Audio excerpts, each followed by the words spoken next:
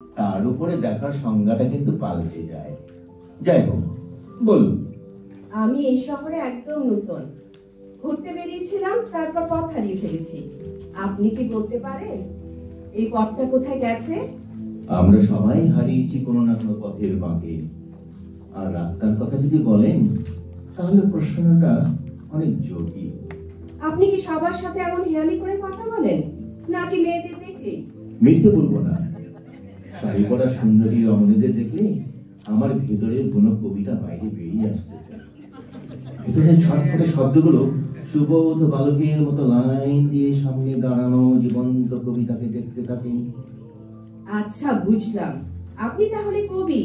সেটাই ভাবছিলাম, কবি না হলে এভাবে ইনিয়ে বিনিয়ে অজানা অচেনা একজনের কেউ প্রশংসা করতে পারে না। প্রশংসা শব্দের মধ্যে একটা স্বার্থের ছায়া আছে। আপনার উপরে সেটা পড়ুক, সেটা চাই না। এবার কষ্ট করে বলবেন কি এই পথটা কোথায় গেছে? এই পথটা আপনাকে অনেক জায়গায় নিতে পারে, দিগন্তেও নিতে পারে, গন্তব্যেও নিতে পারে। আপনি কোথায় যেতে চান সেটা বলুন। আপনি লোকটা কিন্তু পাগল হলেও কথাগুলো বেশ লাগছে শুনতে। যদিও সুন্দর কথা সবসময় পথ দেখায় না, ভুলিয়েও দেয়। আপনি কোন দলের? পথ দেখান নাকি পথ ভোলান? আমি পথ চলার দলে। হারিয়ে যাওয়াটা আমার স্বভাব, আর খুঁজে না পাওয়াটা আমার নিয়তি। আমি কি এখন স্বভাবের দখলে নাকি নিয়তি? আপাতত এই মফস্বলে দুপুরে রোদে এই নির্জন রাস্তায় গোলক ধাঁধায় আটকে আছেন। আগে সেখান থেকে উদ্ধার হয়ে নিন। বলুন, কোথায় যাবেন? যাক, এতক্ষণে সুস্থ মানুষের মতো কথা বলেছেন। আপনি যদি দয়া করে আমাকে বাজারের রাস্তাটা চিনিয়ে দেন, তাহলে কৃতার্থ হই। এরপর আমি একাই চিনে নিতে পারবো। এখনো তো আপনাকে চেনাই হলো না, অন্য কিছু চেনাবো কিভাবে? আমার সাথে দু এক পা পথ চলতে আপত্তি না থাকলে আপনাকে কিছু দূর এগিয়ে দিতে পারি। আপনাকে ক্ষতিকারক মনে হচ্ছে না, যাওয়া চলে। দুপুর রোদে একজন ভদ্র মহিলার সাথে পাশাপাশি হেঁটে যাওয়া বেশ রোমান্টিক। কিন্তু আবার শুরু করলেন? চলুন এগিয়ে যাই। নেমে যখন পড়েছি তখন পথটাকে চিনে নেওয়া কর্তব্য। কিভাবে হারালেন এই শহরে? চাকরির সুবাদে গত পরশু এসেছি, উঠেছি অফিসের কোয়ার্টারে। আজকে বেরিয়েছিলাম শহরটা দেখতে, বের হয়ে এই বিপত্তি। এই বিপত্তিতেই কিন্তু আমার আপত্তি নেই। রোজ রোজ তো আর এই সৌভাগ্য হয় না। আপনার কথা কিছু বলুন। আচ্ছা দাঁড়ান দাঁড়ান, আপনার মতো করে বলি। নেমেছি যখন, তখন পথটাকে চিনে নেওয়া কর্তব্য, কি বলেন? বিশেষ কোনো বিশেষণ নেই আমার। ছাড়ায়ে বিশ্বলোক আমি বিশ্বের রূপ খুঁজি, হারায়ে স্বপ্নলোক আমি স্বপ্নের দিশা খুঁজি। চেনা কি গেল আমাকে? তোমায় চেনার ইচ্ছে নিয়ে পথের শেষে যাই, শেষে গিয়ে আবার আমি গোলক ধাঁধা পাই। কবিতা টবিতা পড়েন বলে মনে হচ্ছে। কেন? সেটা কি শুধু আপনার সম্পত্তি? একদম না, আমি কবিতা জমিয়ে রেখে তাকে সম্পদ বানিয়ে ফেলি না, পেরেই দিয়ে দিই অন্যকে। তা না হলে কবিতা জমে গিয়ে ধুলো পড়ে। কবিতার শরীর থেকে ধুলো ছাড়তে একদম ইচ্ছে করে না। তো আপনার সেই অন্যরা কে? গাছের পাতা, রাতের অন্ধকার, খোঁপার চুল, শাড়ির কুঁচির ভাঁজ, আরো কত কি। এখন বুঝতে পারছি এই দুপুর রোদে কেন আপনি দাঁড়িয়েছিলেন। কবিতা লিখছিলেন বুঝি? শুরু করেছিলাম জানেন, তারপর আপনাকে দেখে শব্দরা যে কোথায় গিয়ে লুকিয়ে পড়লো। কি করি বলুন তো? দুপুর রোদে বনের কোণে শব্দরাজ নিরুদ্দেশ। হাঁটছো তুমি, হাঁটছি আমি, থাকছে শুধু স্মৃতির রেশ। হাঁটতে হাঁটতে যতবারই দিচ্ছ হাত কুচির ভাঁজে, ঝড় উঠেছে কোথায় যেন, তাল কেটেছে বুকের ভাঁজে। অনেক কাব্য করেছেন, খেয়াল আছে তো কোন পথে চলেছেন? এই পথেরই পথিক আমি, মরিচিকাতেই হারাই রোজ। আজ না হয় তোমার সাথেই চলুক সেই পথের খোঁজ। আমরা পৌঁছে গেছি আপনার গন্তব্যে। বাদিকের পথে হাঁটলে আপনি পৌঁছে যাবেন আপনার বাসস্থানে, আর ডান দিকে পথে চাইলে আবার হারিয়ে যেতে পারেন। আপনি কোন পথে যাবেন? গন্তব্য আমার লক্ষ্য নয়, সে কথা আগেই বলেছি। তাই হারিয়ে যাওয়ার পথই আমার নিয়তি। আবার দেখা হবে? হ্যাঁ, অবশ্যই। আবার যেদিন আপনি হারিয়ে যাবেন, আমাকে পথের বাঁকেই পাবেন। বারবার হারানোর ইচ্ছে নেই যে, কিন্তু আপনার সাথে দেখা করার জন্য তো হারাতেই হবে দেখছি। ভালো বলেছেন, অসুবিধে নেই, আমি খুঁজে নেব। এবার বিদায়, আপনার পথ অপেক্ষা করছে আপনার জন্য। দেখা হবে, একেবারে হারিয়ে যাবেন না কিন্তু। দেখা হবে কোনো এক পথের বাঁকে।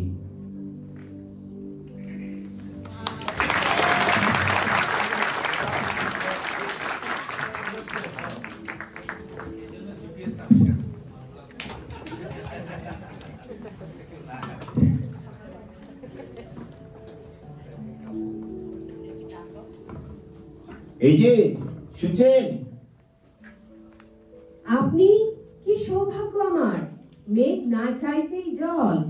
আপনি তো বলেছিলেন আপনাকে খুঁজে পাওয়ার জন্য পথের বাঁকে হারাতে হয়। আজ নিজেই ধরা দিলেন যে। আমি হারিয়েছি বলেই তো আপনি খুঁজে পেলেন। বলেছিলাম তো, হারিয়ে যাওয়াটাই আমার নিয়তি। আর মেঘ আপনি চাননি, এটা বলে দেওয়াই যায়। আর জল পেয়েছেন কারণ আমি তৃষ্ণার্ত। ঠিক বলেছি তো? আপনার এই কাব্যের সাথে পাল্লা দেওয়া আমার পক্ষে অসম্ভব। তবে এই কথা সত্যি, তৃষ্ণার্ত আমরা সবাই। কেউ জলের, কেউ ভালোবাসার, কেউ আপনি? দুঃখের। আপনি কিসের? এই কথা শুনতে হলে যে আমাকে এক কাপ চা খাওয়াতেই হবে। হাঁটবেন নাকি দু এক পা? ভাগ্যিস এই গরিব কবির কাছে চা চেয়েছেন শুধুমাত্র। যদি বলি আজকে আপনার সাথে হারানোর লোভে এই সকাল সকাল এখানে উদয় হয়েছি, মানবেন? সবকিছু মেনে নিতে মন সায় দেয় না। তাই এই সকালবেলা আপনাকে খুঁজে পাওয়াটাই সত্য, অন্য কিছু নয়। চলুন যাওয়া যাক। জানেন, এই সকালের জন্য আপনার পরনের শাড়িটা একটু বেমানা। সুর যেমন সময় ভেদে ভিন্ন রকম, ঠিক একইভাবে মেয়েদের শাড়ির সময়ও মেনে রং বদলানো উচিত। এই যেমন ধরুন, সকালের রং হবে সাদা, দুপুরে হলুদ, আর বিকেলে তাতে লাল রং মিশিয়ে হয়ে যাবে সোনালি। রাতের রং নীল, লাল বা কালো। অভিজ্ঞতার ঝুড়ি একদম পরিপূর্ণ দেখছি। হাসবেন না, হাসবেন না। এই যে ধরুন, আপনার শাড়ির রং কালো। আজকে সকালে আলোয় একটা কেমন অন্ধকার মিশিয়ে দিচ্ছে, বড্ড বেমানান। অনেক হয়েছে, এবার চা খেতে কোথায় যেতে হবে সেটা বলুন। এই তো সামনের গাছতলায়। আপনার আপত্তি আছে? একদম না। প্রথম দেখার পরে সেই যে হারালেন, অনেক খুঁজেও আপনাকে পাইনি জানেন। আজ যখন না চাইতেই আপনাকে পাওয়া গেল, তখন স্থান মুখ্য নয়।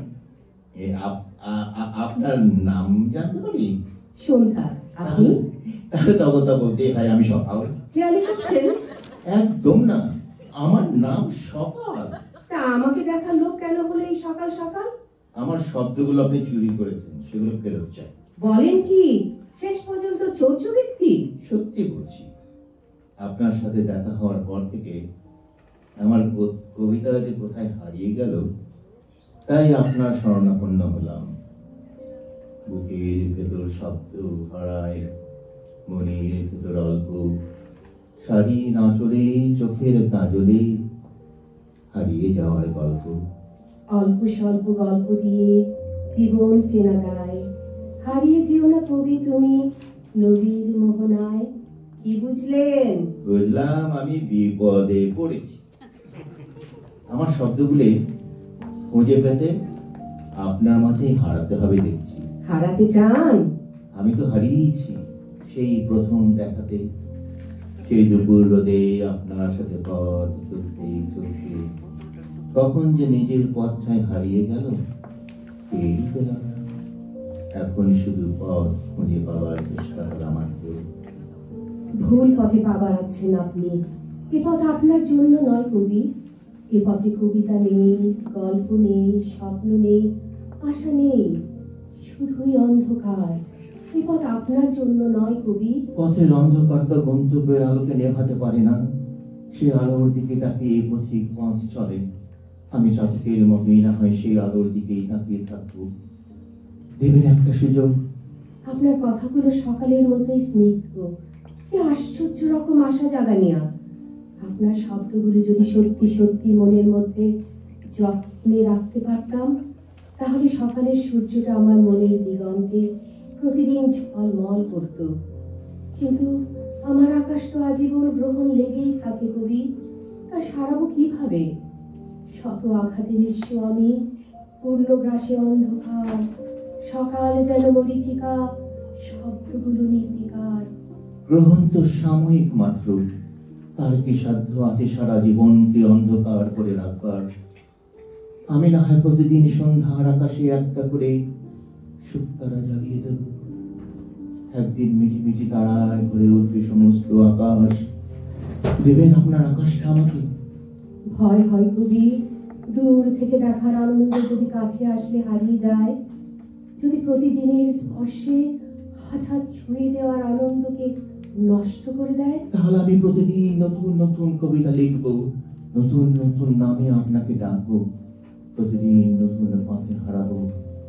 আপনার সাথে প্রতিদিন নতুন পথের মাঝে দেখা হবে, আপনার মাঝে নতুন নতুন শব্দ খুঁজব। সকাল থেকে সন্ধ্যা নামক নতুন নতুন দিন, নতুন বাঁকে নতুন পথে স্বপ্ন দেখার ঋণ। তবে তাই হোক কবি, স্বপ্ন দেখার ঋণটা না হয় আপনার কাছ থেকেই নেব, কিন্তু আজ এই পর্যন্তই। কিছু কথা না হয় তোলা থাক ভবিষ্যতের জন্য।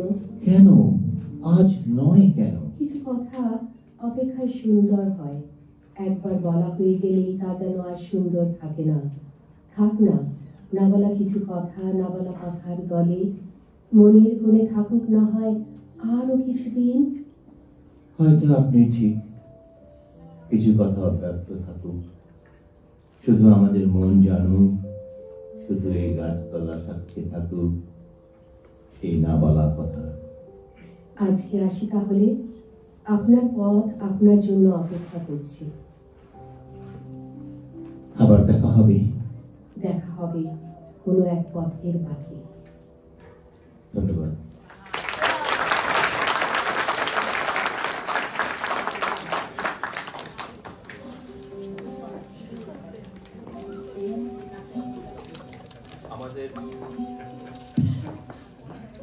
আমাদের একটু কিছু সময় নিতে হবে, কারণ আমাদের পুঁথির জন্য প্রস্তুতির প্রয়োজন।